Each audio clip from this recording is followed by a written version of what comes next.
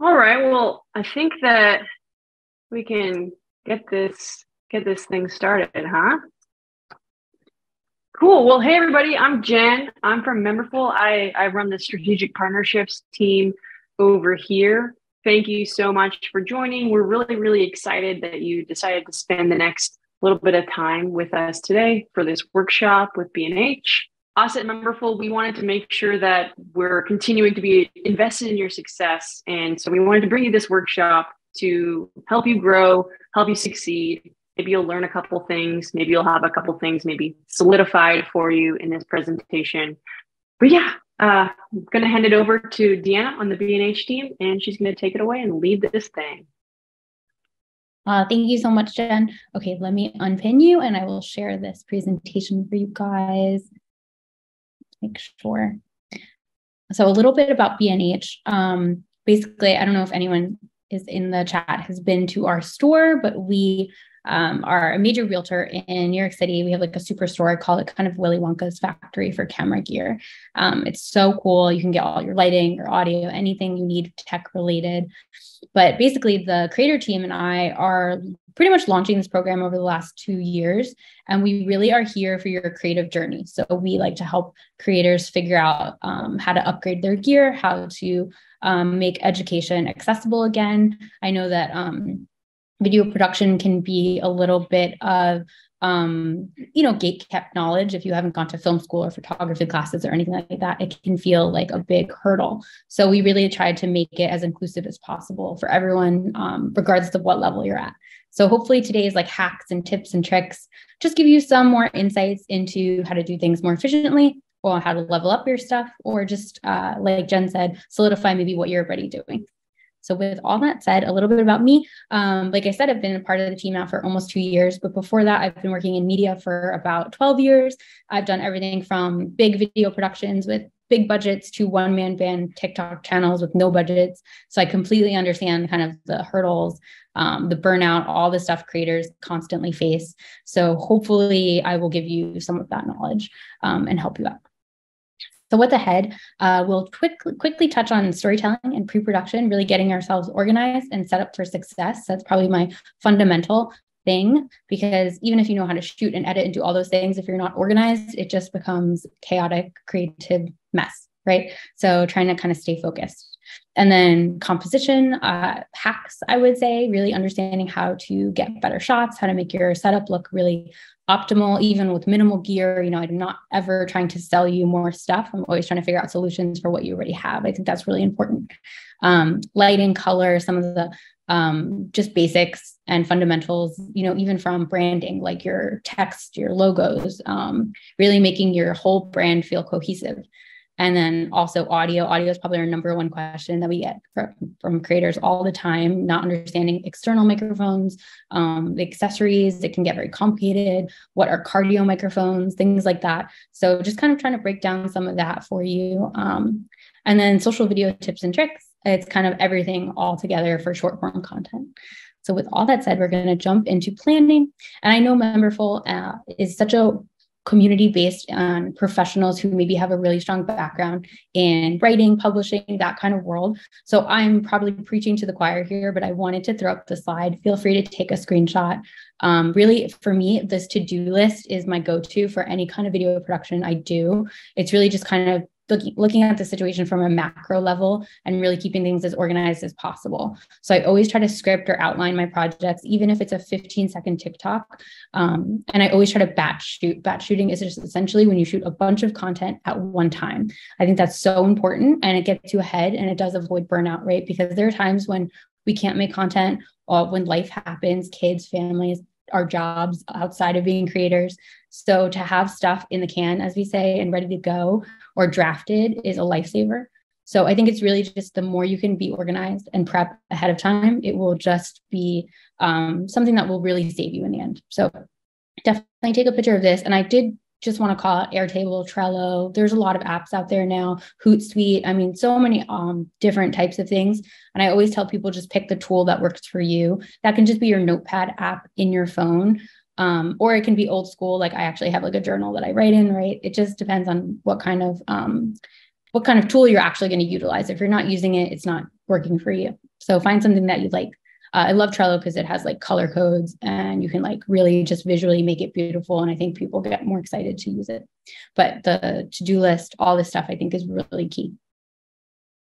And then I really wanted to talk about storytelling because no matter what you're doing, whether you're a writer, whether you are a podcaster, at the end of the day, all of our content, visual or audio, really comes down to the story. That's why people follow you. That's how you build your community, right? It's your unique POV, your lens, and it's kind of finding your hook in this very saturated market. So I think for me, it's understanding the mechanics of a good story. People don't always understand that every story has been written already, right? And they all kind of follow the same formula. So we're not really breaking the mold, but it's kind of understanding how to use the mold to our advantage. And then I also like to point out that, the Wes Anderson trend that was so big on TikTok recently and kind of went all over social media. What was so special about that to me was that when you see a Wes Anderson movie or a clip, it's him because it's like his aesthetic, right? Or mise en scène, as we say in film school. But I want to feel that way about everyone's brand. I want to see a piece of content and know like, oh, that's Deanna's content. Like I follow her and I see it. And without even seeing a tag or hashtag or like your handle, I want to just feel that it's your content. I think that's like key. That's really how we separate ourselves from the pack. So understanding and being intentional as if you are your own director, if you are your own Wes Anderson, let's say, is so important. So really thinking about the colors we're choosing, thinking about the composition that we're going to get to, thinking about how we tell a story. I love when people tell a story creatively, like maybe you don't start at the beginning, maybe you start at the end and then you work your way back, right? And maybe that's your hook. And that's really special. I love that for people that make DIY content. If you're doing like how-tos, show me the after product first, right? This is what the recipe should look like. This is what the design should look like. And then show me how you got there, because then I'm more invested in that journey. So really thinking about it as a story, regardless of what it is, I think is so important. And next thing, composition. So, all this stuff is stuff we basically learn when you start shooting innately, right? You're just going to kind of figure it out. But to kind of pull back and really look at it and be more mindful, I think makes all the difference. So if you're telling your story visually, are you using close-ups? Are you using a mix of different types of shots? I think that it keeps the viewer engaged and interested in the content, and they will stick around a little longer. If the whole thing is in a medium shot, it's not going to feel unique or different. But if you have a mix of different shots and compositions and styles, people are just more excited. So, if you're doing content that teaches me something, definitely give me close-ups. Like I want to see the details. If you were showing anything that's a vlog or a day in the life or something where you're really taking me on a journey, then I want to see everything, right? If you're taking me to a new location, if you do travel content, anything like that, I definitely want to see like a wide shot. I want to see a mix of things to really get to feel immersed in it. And I think really thinking about that visually as if you're your own director makes all the difference. So really having fun with like angles and all that good stuff.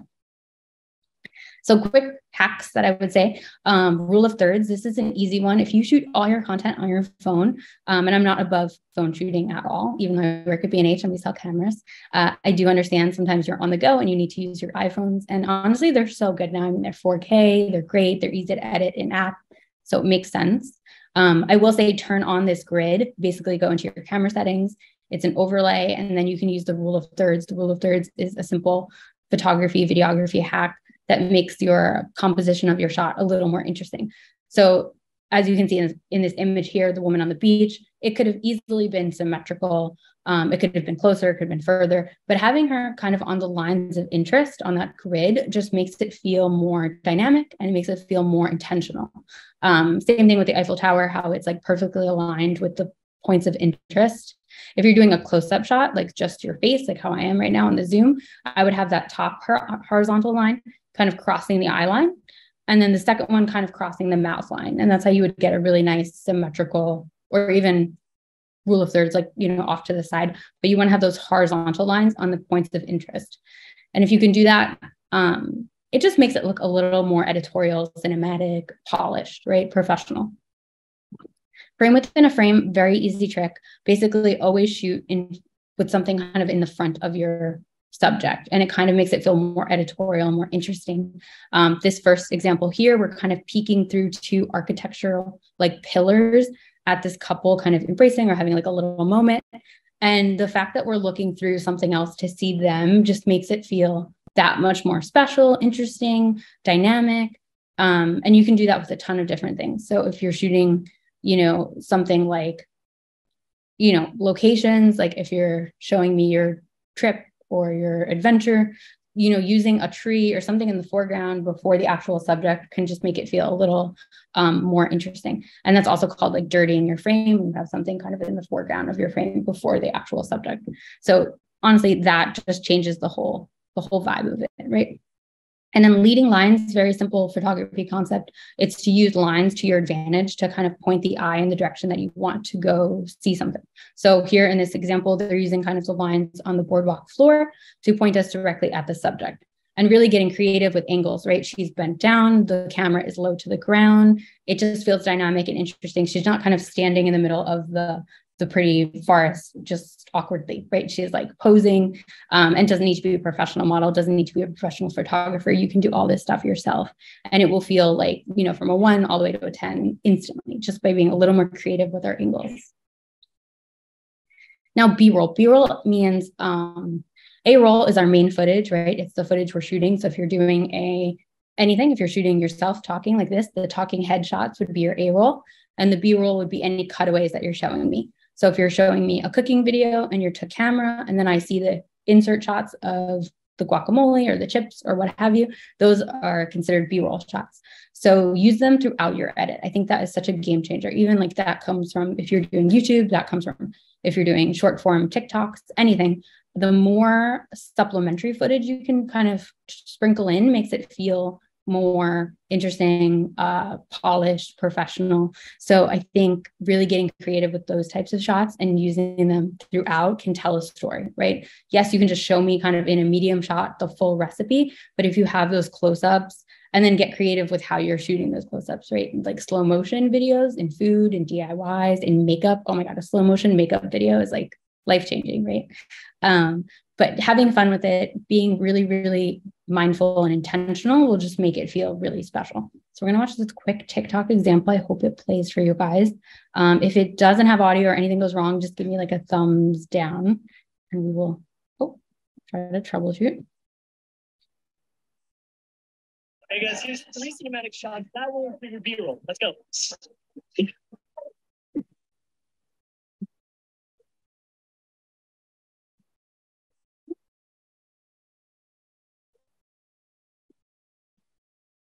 Okay, great. And I'm just going to rewind to some important parts. Hey guys. So do you see how the camera was, say this is, well, let's just use my camera here. This is my camera and this is the wall and he's behind the wall.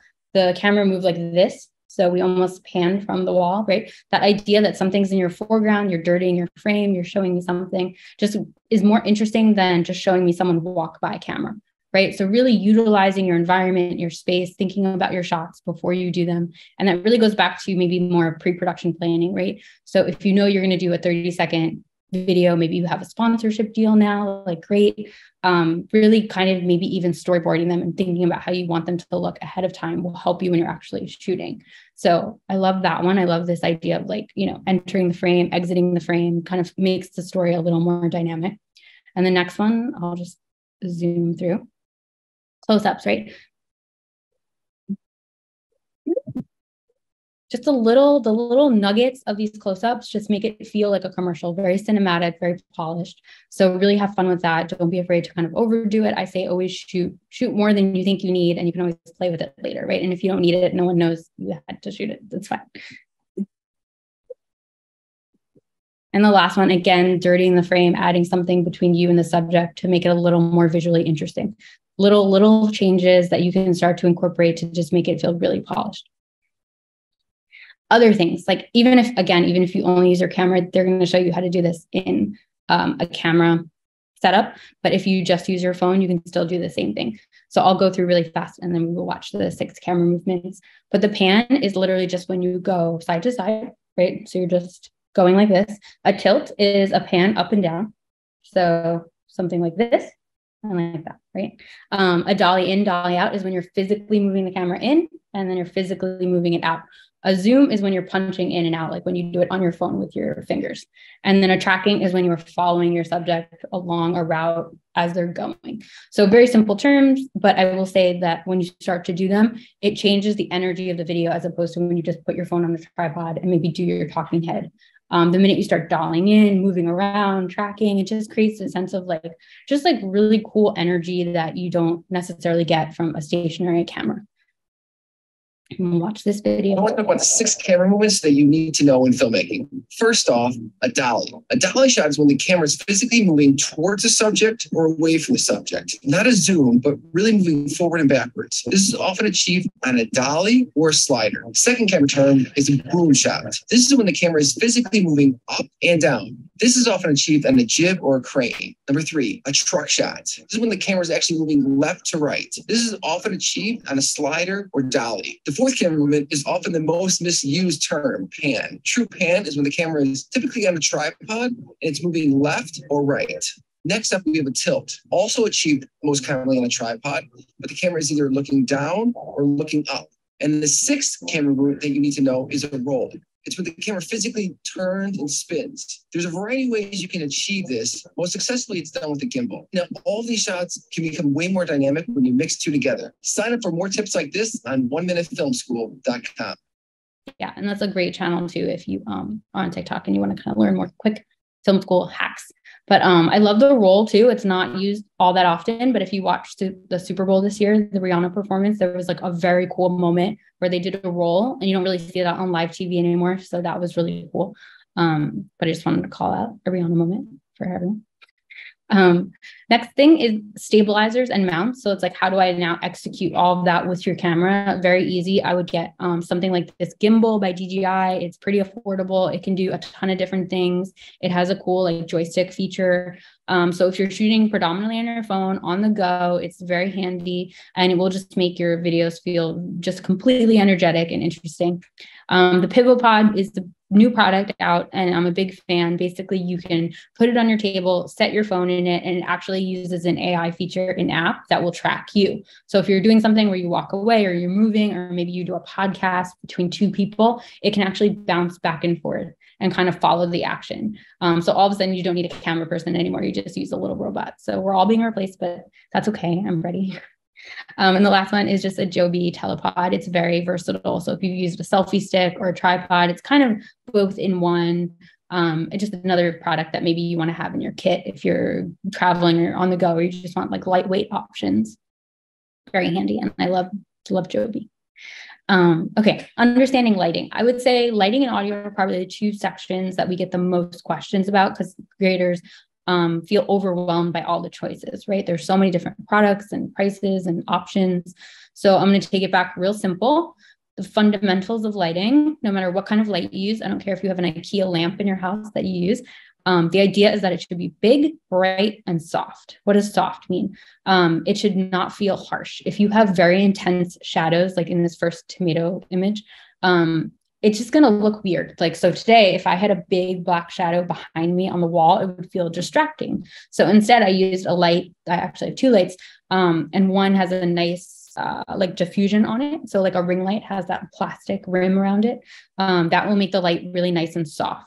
And that will essentially take away any fine lines, wrinkles, shadows, and just make it look really pretty, soft, kind of CoverGirl-esque, right? And then sometimes if you don't have that option, I would say bounce your light. So the second light I have over here is actually pointed instead of at me or the wall or anything else, I pointed it right up to the ceiling. So it's hitting the ceiling and then bouncing back down at me. It's acting almost as this cloud is in the second image. And again, as you can see, the shadow of the tomato is much more diffused. It's softer. So the idea is never to have a bright, strong light on you because it will create just tons of different shadows and weird effects. So like you've been in maybe camping before and you hold a flashlight under your face, right? Why do we do that? For creepy stories? Essentially, it's to create that sort of like shadow raccoon eye effect to kind of, and again, in the moment for a campfire, that makes sense because you're trying to creep out your friends. But for a TikTok, probably not the vibe we're going for. So never underneath you, always, I would say up higher, pointed down, and then really soft. So these are some examples. People think, one light facing at them is the way to go, but in reality, like the bigger the light source, the better. So if you have a kit that you bought or a ring light or something, I would either get something to bounce it at, like a V flat or a whiteboard or just your white wall of a different, section of your home, or the ceiling, and then kind of acts the same way that I'm describing. And then as you can see on this bottom picture of this model, the shadows on her just get better and better as the light gets softer and softer. So if you're finding like harsh shadows, if you do any green screen work, anything like that, these are just easy solutions to kind of offset those problems. Next thing is 3-point lighting. Fundamentally, everyone should use 3-point lighting. That's how you would do it on like a commercial or a movie or anything else. But it's also a big investment to go buy 3 lights, right? So I want you to understand the concepts behind 3-point lighting and then use it to whatever situation works in your space, your budget, all that sort of stuff. So the most important thing is your main light. That would be down here. It should be at 100%. It should be your strongest, brightest, softest light. And that's what's going to illuminate you. So right now I have like a big, long, kind of like rectangle pavo tube. And that's my key light. And then I have one more light that's kind of acting as like my fill light bouncing at the ceiling. I would say a backlight is probably my personal favorite. I just couldn't fit it in the space I'm in today, but essentially it hits the back of your hair and it kind of creates a nice halo effect. And the reason you would do that is to really give yourself more depth. So even if you're in a small room, even if you want to just upgrade your Zoom conference setup, it just makes you feel more polished. I don't know, kind of gives you a halo. It just creates much more depth. And then it will kind of also bounce back and take away any of the wall shadows that you might be having an issue with. So it's really handy. But that one's the least strong light, I would say, because it can be really harsh. And if you do it too strong, you actually can become kind of in silhouette, and we don't want to be in silhouette, right? But those are the 3 main lights. And I would say, again, any type of light you have will work, but essentially they should also be always above your eye line, pointed down. That's another like little thing. Sometimes people will put it directly at their eye level and kind of blast themselves. That's not really aesthetically pleasing. You should always try to make it like natural, almost like the sun. So a little higher, pointed down, and then shadows that do maybe fall will just feel natural and organic. So we're gonna watch a quick video here where he kind of sets up a couple different light setups. And I think it will hopefully explain what I just said in a little more visually.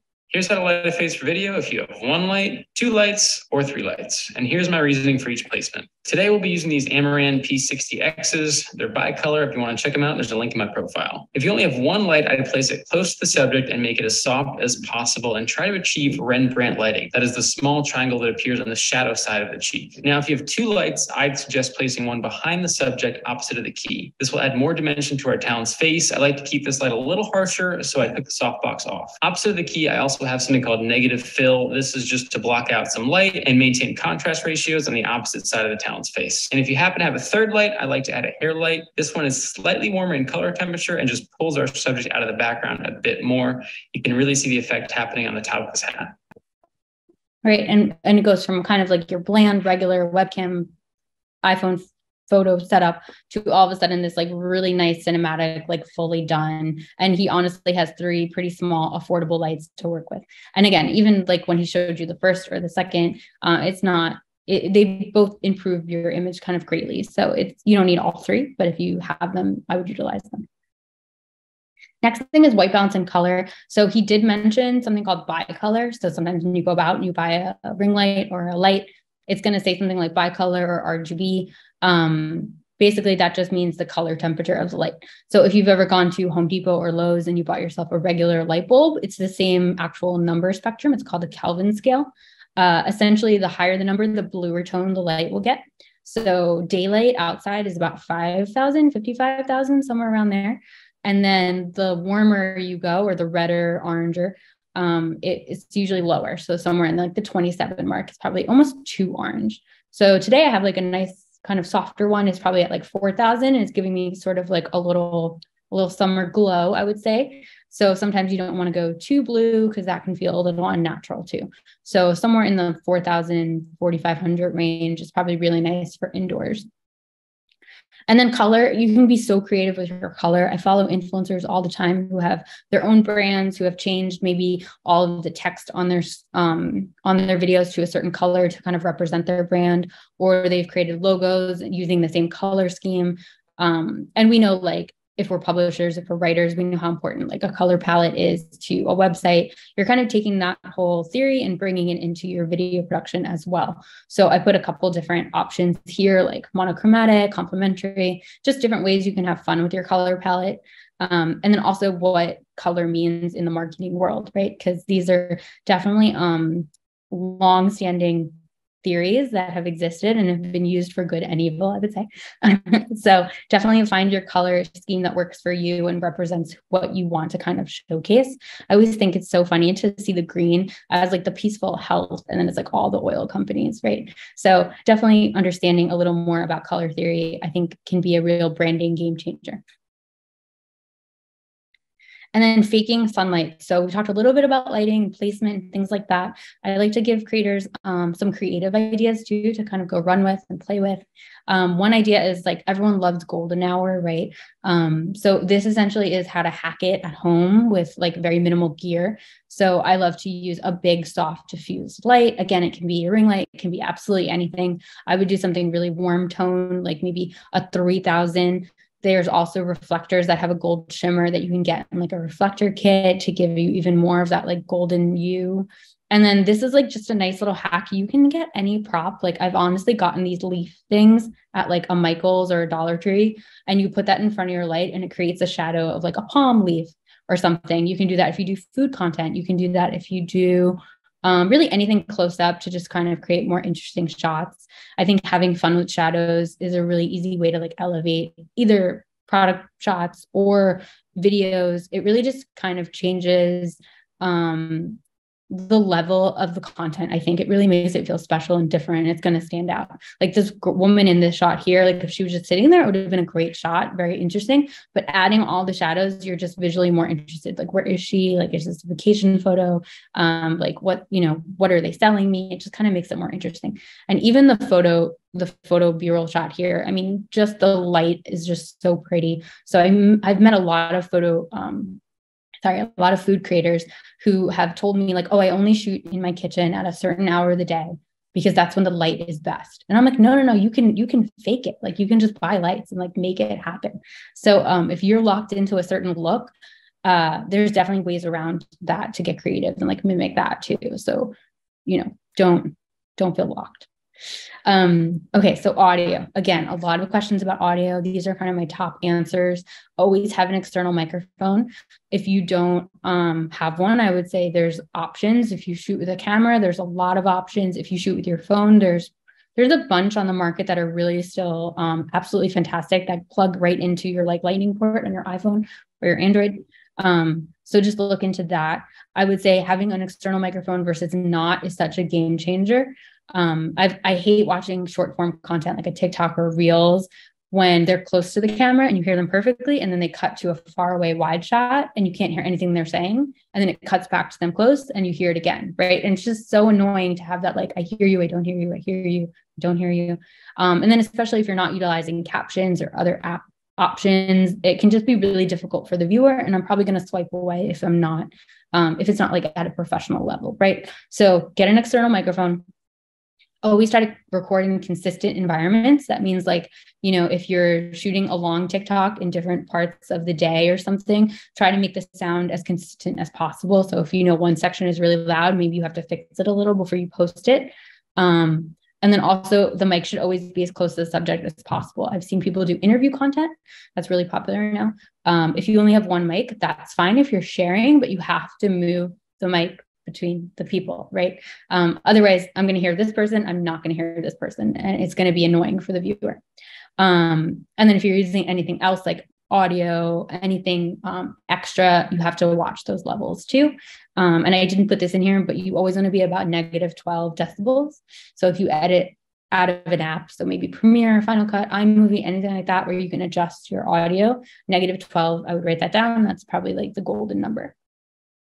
And then always take out breaths. So if you are editing something, and this is very YouTube-y back in the day, but you can jump cut, right? You can cut things out. So if there's a lot of pauses or just like I did, you don't need it, I would cut it out.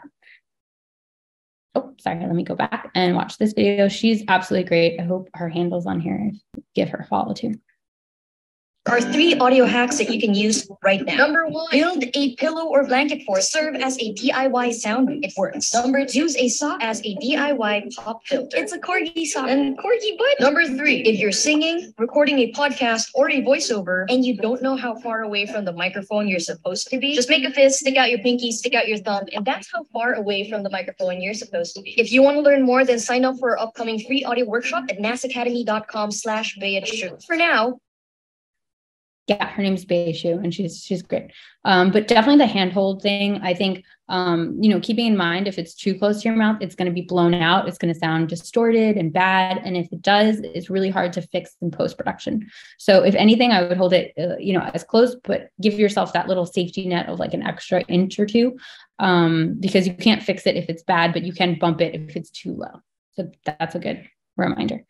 And then podcast mics. So if you have a podcast, if you're about to launch a podcast and you're overwhelmed with all the options, these are some of my favorite products on the market. I will say the Shure SM7B is probably the standard. Like if you're really serious about it, it's a little more expensive, but you will never have to upgrade. It's like the one you can have forever. Otherwise, if you need something kind of in the moment, you don't know how things are going to go, you don't want to spend a ton of money, I think the Blue Yeti one is like very good beginner one. I think it's like $99. It kind of gets you going and see how it goes, right? And then all the other options are great too. Rode is probably one of my favorite brands. They're really great. And then lavs are so popular right now, especially with all of this like on the go content that we're doing. Most of them, I think in these examples, go right into an iPhone, I believe, or like a Bluetooth capability.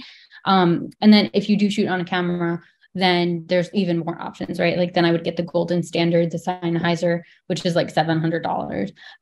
But it just depends on the kind of content you're doing and how much of a microphone you need, like how much, do you need the Jaguar of microphones? Then I would get that one. Otherwise, these are pretty great. The Rode one, I think, is the most popular one right now.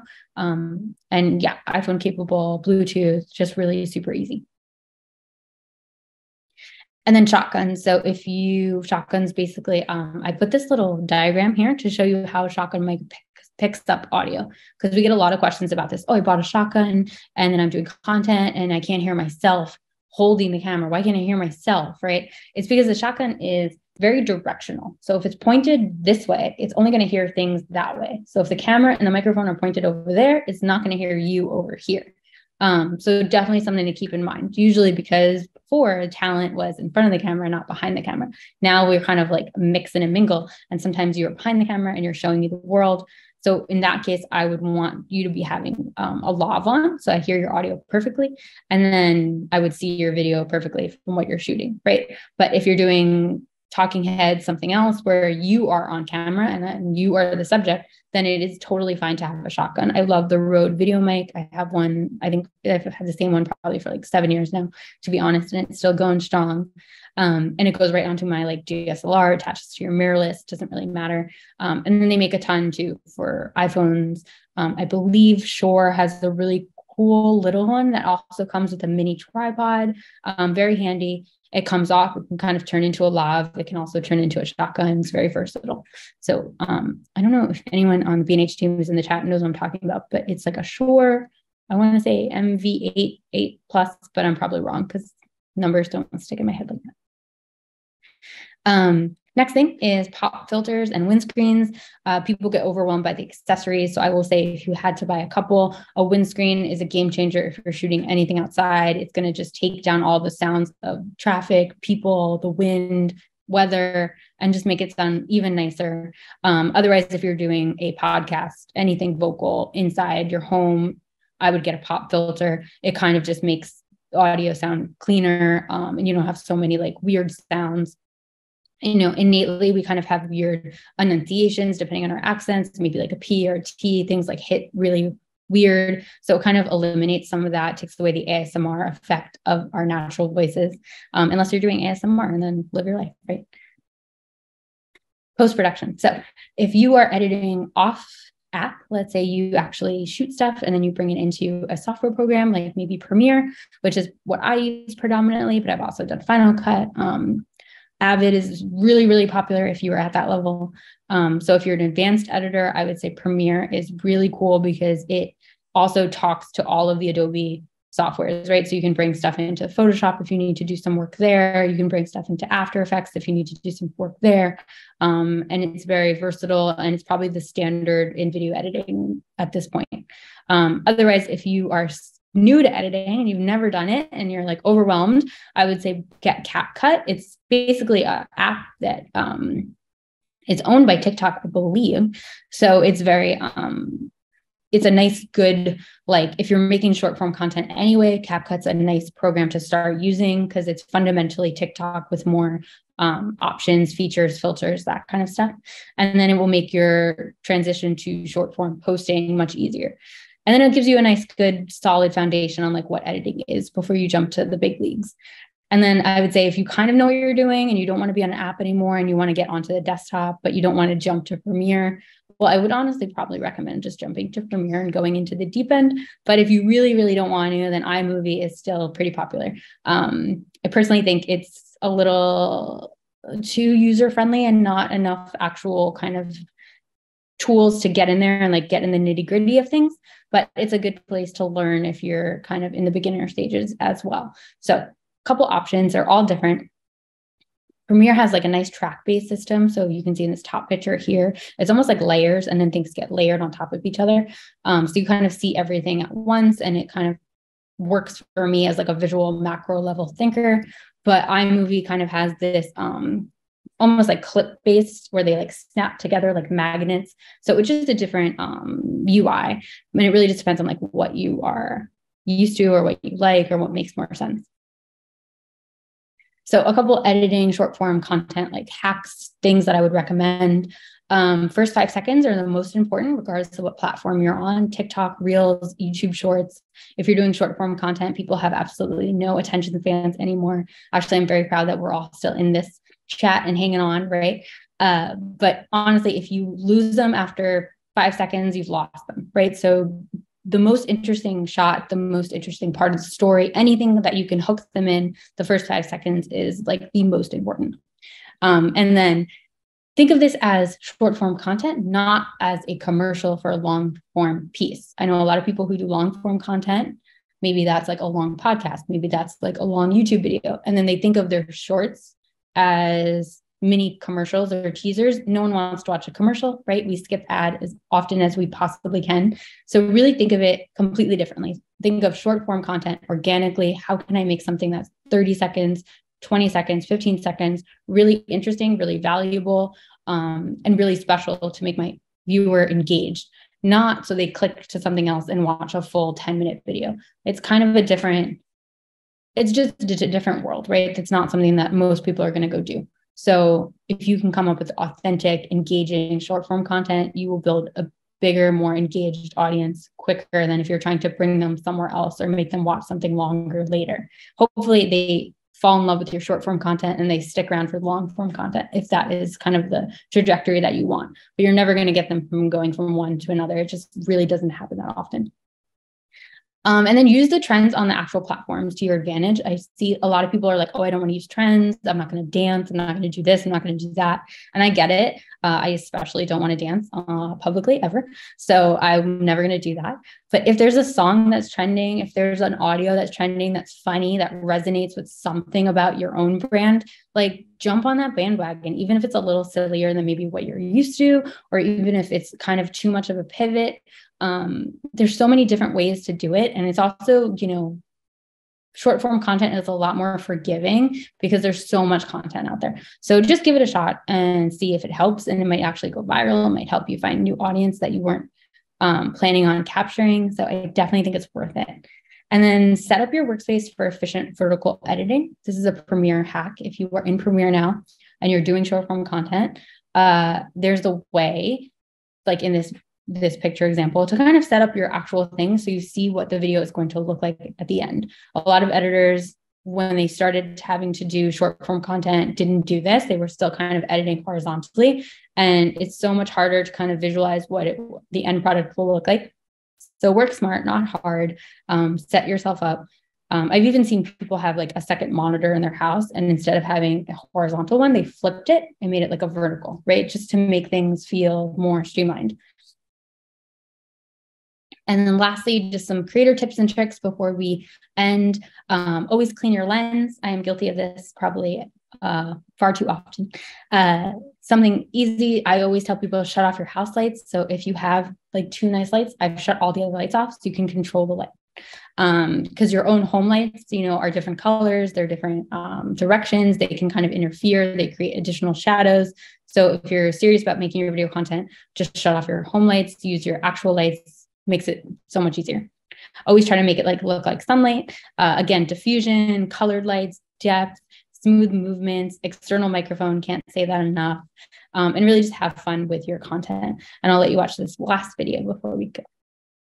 How to improve the quality of your cell phone videos. You're going to need a kit like this one. It comes with a wide angle lens, a shotgun microphone with a shock mount, and a dead cat, a phone adapter, a mini tripod stand, and an extension pole, as well as an LED light. And this is what it sounds like. This is what it looks like on the iPhone 11 with this light, with this wide angle lens. This is what it sounds like with this shotgun mic.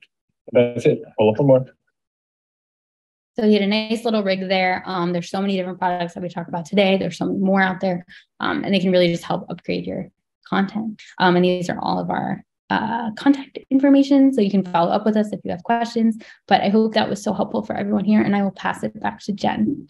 That was awesome. I know that I learned a couple things, solidified some other pieces of knowledge I already had. So thank you so much. That was so awesome. Now we're going to transition over to Q&A. So if anybody has any questions, go ahead and raise the little emoji hand. It says raise hand on the Zoom screen.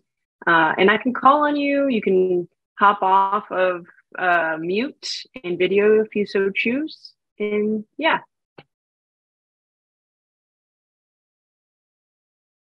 Alex. Yes. What you got to say? Hey, Deanna. So you said that a good audio rule of thumb is minus 12 decibels. Is there a difference between what you should have the speaker volume at versus the background track? Ooh, that's a good question. I always have my background lower, because you obviously want to hear the speaker a little more clearly. And the negative 12, I would say it's a range, especially if you edit in Premiere, you can see it will show you visually where those numbers and colors align. So -6 to -12, that little bit of room is just really where you want to be. But I would say individually check your tracks, make sure they're both aligned there, and then look at that mix down to where it's both of them and just make sure you're kind of in that same sweet spot. Thank you. Yeah. Anybody else have a question or two they want to ask?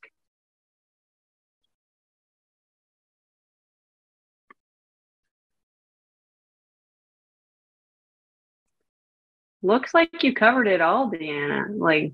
We got no questions. People are experts now. Nice. I have a question for you. Sure. What's your favorite camera that you've used? Oh my gosh. Well, I'm a Canon girly from day one. So I want to say I own a 90D at home. It's not my fave, but it was free from a job. So I love it. That's great. Yeah. Personally, probably I used to use the C300 a lot for more branded type stuff. So that's probably top 3 for me. Yeah. Nice. Wait, what do you use, Jen? I have a Panasonic S5. It's chilling right here. Nice. Lumix. Yeah, it's great. I love it. It's great with video. It's great with photo. And I do a lot of both. Nice. I actually recently got into film photography, which Alex is a big film photography guy as well. So it's been fun. That's so trendy right now. I feel like Fuji is sold out everywhere. Yeah. Oh yeah. The Fuji that is digital but looks like film. Yeah. Well, it looks like we have no more questions. I mean, last call. Anybody got a cue that they're dying to ask? No? Okay. Well, thank you again so much, Deanna. It was so great to do this with you, and everybody who attended. Thank you so much for attending. I hope that you learned a lot, and I'm sure our team will follow up with you after this session. Yeah, thank you guys. Have a great rest of your day.